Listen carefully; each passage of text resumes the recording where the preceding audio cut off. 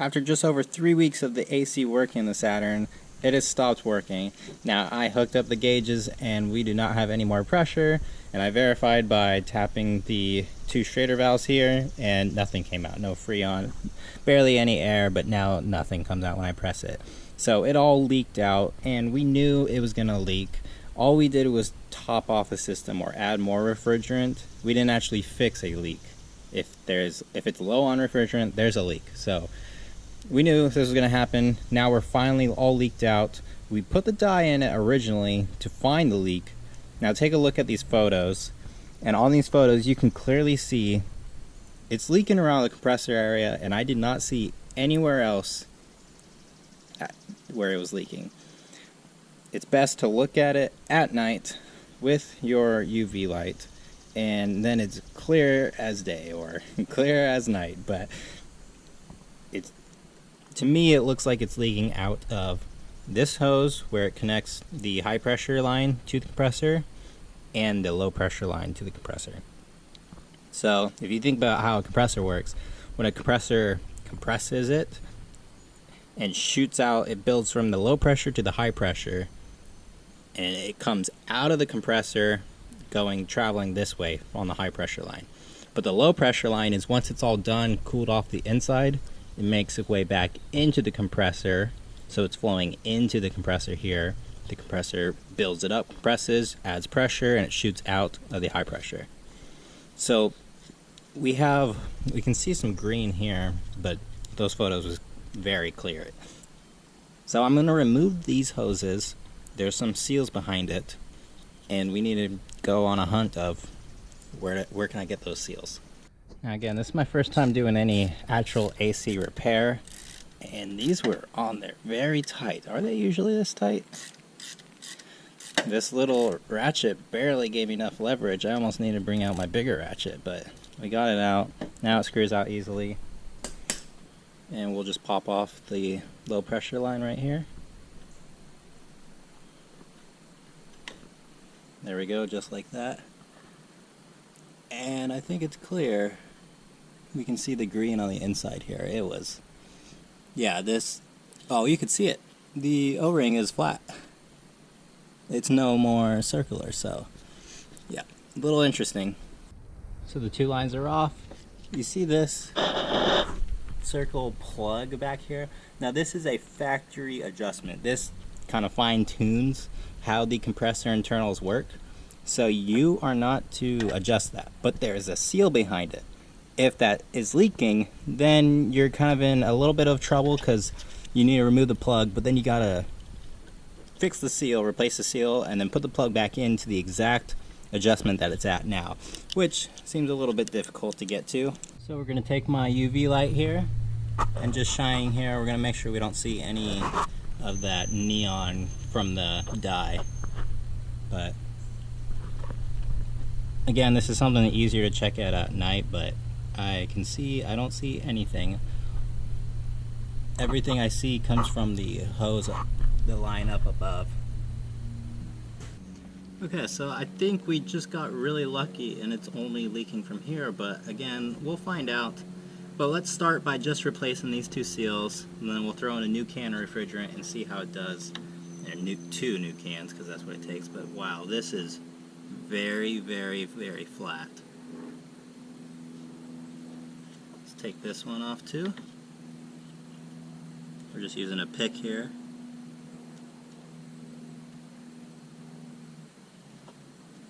This one's a little trickier to get to upside down.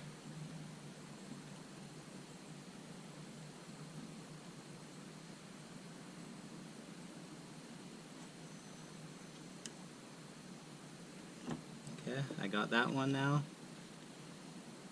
And again, it's very, very flat. It kind of looks like it has a flat design to it, but then it's crushed, really.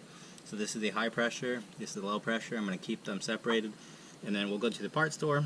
We'll buy a pack of a couple of them and make sure these are in that pack. So this is the old O-ring, one of the old rings for the low pressure side. And I just picked up this kit, which comes with 14 total O-rings. I don't think all these get used. I think this is more like a universal kit that they just kind of package together and sell. Now you can buy a tub of these green O-ring seals, and it's much cheaper. You're going to get a lot more, better value worth, but this is going to be fine for me, for this being just hopefully a one-time use thing, but I'm sure I'm going to do more AC work in the future. Anyways, so this metal one, the odd looking one, this is supposedly supposed to be the seal that goes on the suction side, or the low pressure hose connection to the compressor. So we'll figure out how to get that one. This is called a flat line seal washer, so we'll get that when we get to that. Now all these O-rings are green.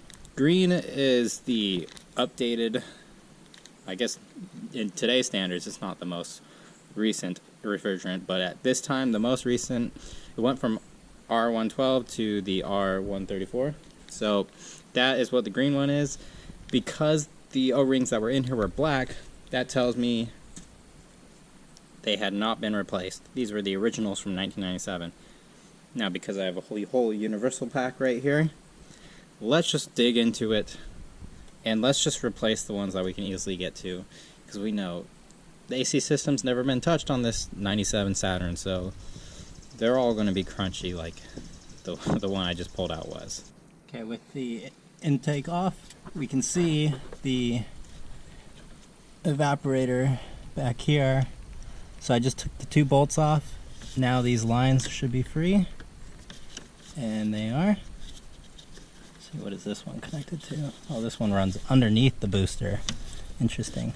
So these 2 are connected. I'm going to run my dye one more. I'm going to check with the dye light one more time, see if I could see any spots leaking or anything. I really didn't see anything. I saw a tiny bit, but that could just be normal. But I'm going to check one more time.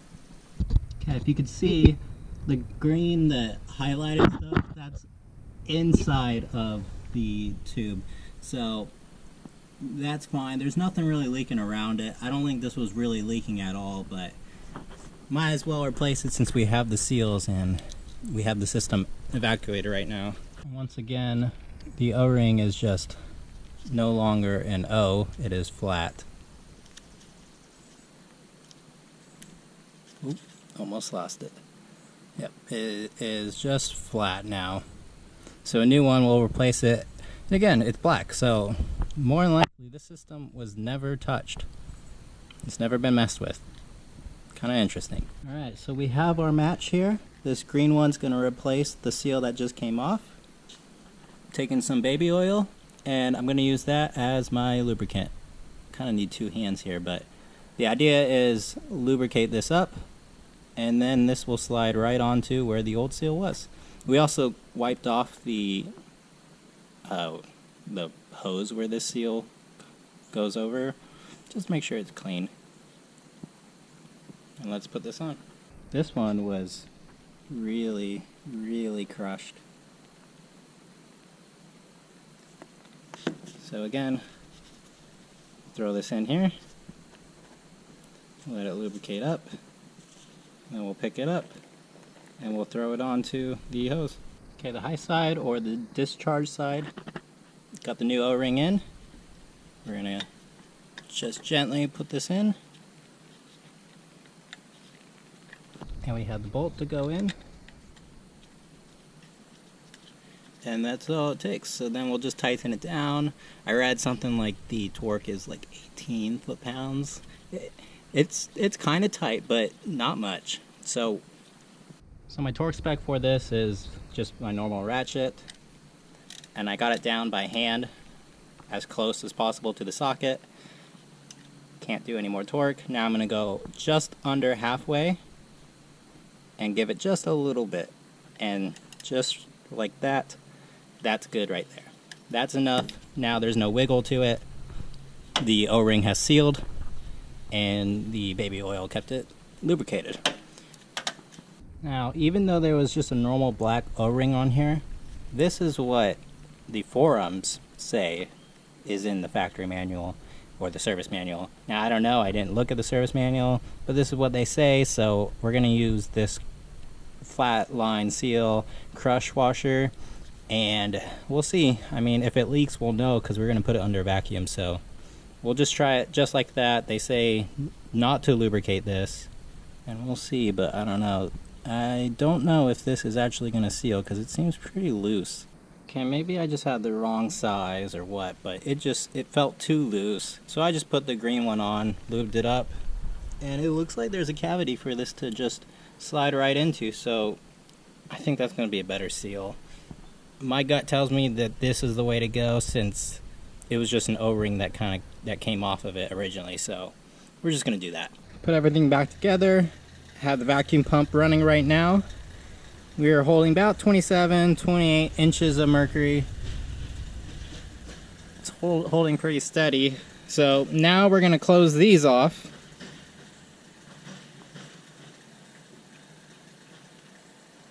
Then we'll turn the pump off. And now we're just going to let the system hold and maintain the vacuum. We'll come back in like 30 minutes or maybe an hour, see how it does. And then if we haven't dropped at all, then we'll be able to fill up with Freon. Okay, it's been probably about 40 minutes now, and we are sitting exactly where we left.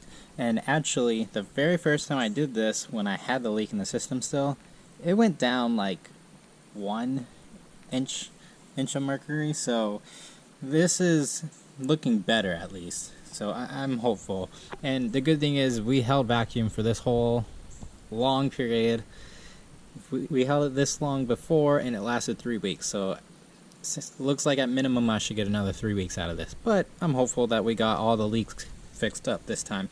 So I'm going to put it under vacuum again. We're going to let it probably pump out for close to an hour. Just because we had the lines open, moisture went in. We want to suck all that moisture out of there. Okay, gonna fill up the system with another round of 2 cans of Freon. Added a tiny bit of dye. Gonna add another tiny bit before I put the next can in as well. So if you need the process of how to actually charge an AC system, watch my previous video on the Saturn. I showed a little bit better. I'm not gonna really show, I'm just gonna skip over it and get back to you once it's all done and blowing cold.